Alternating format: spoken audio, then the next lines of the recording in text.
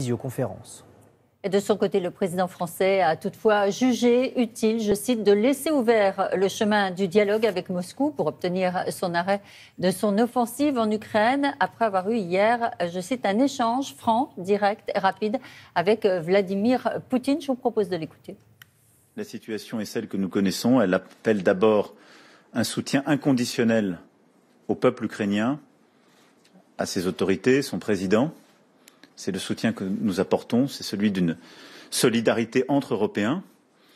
Elle implique une série de sanctions et de mesures que nous venons de rappeler, mais elle implique aussi de savoir garder les canaux ouverts pour que le plus vite possible, le cessez-le-feu puisse être décidé et les hostilités arrêtées. Car aujourd'hui, comme je le rappelais, ce sont des civils qui sont tués. Voilà la situation, voilà comment je la vois aujourd'hui. Mais de manière très claire, le choix a été fait de manière délibérée par le président russe de faire la guerre. Et donc nous devons aussi en tirer les conséquences. Dans plusieurs villes, beaucoup de manifestations également hier soir. Absolument, de Londres à Berlin, de Rome à Paris, de Stockholm à Beyrouth, l'unanimité de l'indignation, des centaines de manifestants se sont réunis, comme vous le voyez sur ces images, pour dénoncer la folie de Vladimir Poutine et afficher leur solidarité avec les populations ukrainiennes qui ont été frappées de stupeur par les bombardements russes. Et puis en Russie, maintenant, ils criaient tout simplement non à la guerre, ils se sont fait arrêter. Et oui, plusieurs centaines de manifestants rassemblés pour dénoncer l'invasion russe de l'Ukraine ont été interpellés dans plusieurs villes hier, comme à Moscou ou encore sur ces images à Saint-Pétersbourg, des manifestations réprimées par le régime. Plus tôt dans la journée, le Kremlin avait averti que toute mobilisation serait durement réprimée. On a entendu les paroles d'Emmanuel Macron. Joe Biden, lui, veut faire de Vladimir Poutine un paria. Oui, le président américain s'est dit très ferme face à la Russie. Tous les actifs russes aux États-Unis seront gelés. Sanctions également pour les oligarques proches de Vladimir Poutine et contrôle des exportations. Sur place à Washington, la correspondance de Loïc Delamornay. Oui, aujourd'hui, Joe Biden va rencontrer tous les alliés lors d'un sommet extraordinaire de l'OTAN. Un Joe Biden qui, hier, a eu un accent très martial lorsqu'il s'est adressé à la nation américaine, même s'il a confirmé qu'il n'y aurait pas de troupes américaines en Ukraine. Il a bien répété que si jamais la Russie s'aventurait à toucher à 1 cm² d'un territoire de l'OTAN, et bien dans ce cas-là, les États-Unis répondraient avec toute leur puissance de frappe. Il a d'ailleurs annoncé aussi le déploiement de 7000 soldats américains supplémentaires en Allemagne. Un Joe Biden qui aussi a prononcé un deuxième train de sanctions contre la Russie, des sanctions économiques, près de 1400 milliards de dollars d'avoirs russes ici aux États-Unis vont être gelés et il sera impossible de commercer avec la Russie en dollars, en euros, en yens ou en livres sterling. Nous allons faire de la Russie un paria sur la scène internationale, a dit le président américain. Sur le plan militaire, à présent, cette guerre, c'est un peu David contre Goliath. Absolument. L'armée ukrainienne fait face à son envahisseur russe avec une forte infériorité numérique et technologique. Résultat, sur le terrain, l'offensive russe est fulgurante. Rémi Moquillon. Des attaques ciblées et une guerre que Moscou voudrait éclair. Détruire l'armée ukrainienne et ses infrastructures. Dans son discours adressé à la nation russe, Vladimir Poutine exprimait hier vouloir démilitariser l'Ukraine. Une attaque d'envergure qui en quelques heures semble avoir été efficace. Toutes les tâches assignées pour la journée aux troupes russes ont été accomplies avec succès. 74 installations militaires ukrainiennes auraient été anéanties. Une exécution ordonnée et longtemps redoutée.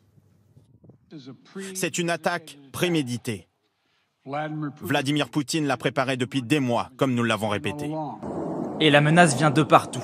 Du front Est, où les troupes russes sont soutenues par les séparatistes du Donbass, mais également du Nord par la Biélorussie, ou du Sud par la Crimée annexée en 2014. Les frappes russes sont nettes et précises. Les aérodromes et aéroports sont rayés de la carte à chaque fois.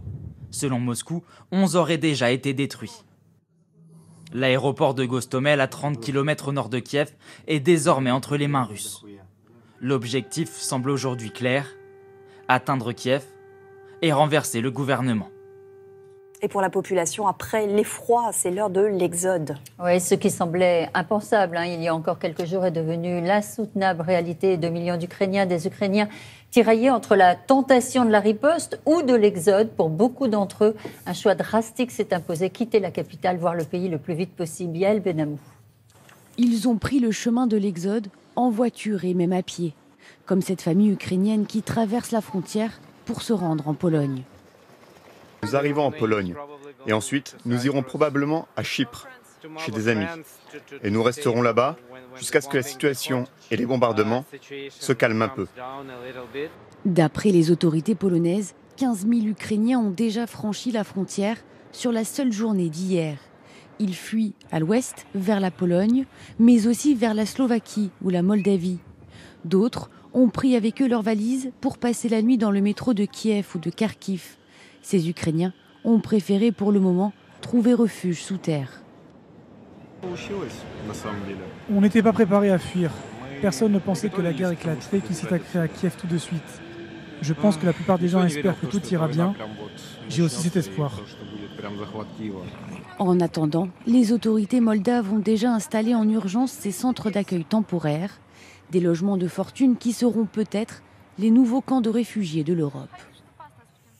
Et ce conflit en Ukraine produit aussi un effet domino sur le plan économique. Oui, absolument. Un gaz, essence, céréales. Quel impact cette guerre peut-elle avoir sur les prix? Si ce conflit peut sembler lointain, il est susceptible pourtant d'avoir des répercussions sur le porte-monnaie des Français et notamment sur le prix de l'essence.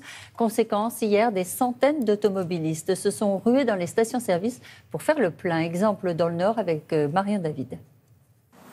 1,92 le samplon 98, la barre des 2 € est à 8 centimes d'être franchie.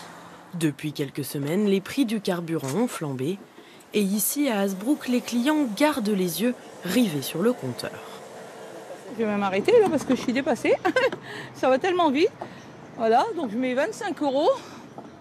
Là, je suis à 120 € à peu près, minimum, pour travailler, tout simplement. Je peux pas aller travailler en vélo. Les outils, c'est trop compliqué. Et aujourd'hui, la guerre en Ukraine est dans la tête des consommateurs. Ils craignent des répercussions sur l'économie en France, comme ce jeune garçon qui fait même des provisions. Peut-être que ça peut monter. Pourquoi vous pensez que ça va monter?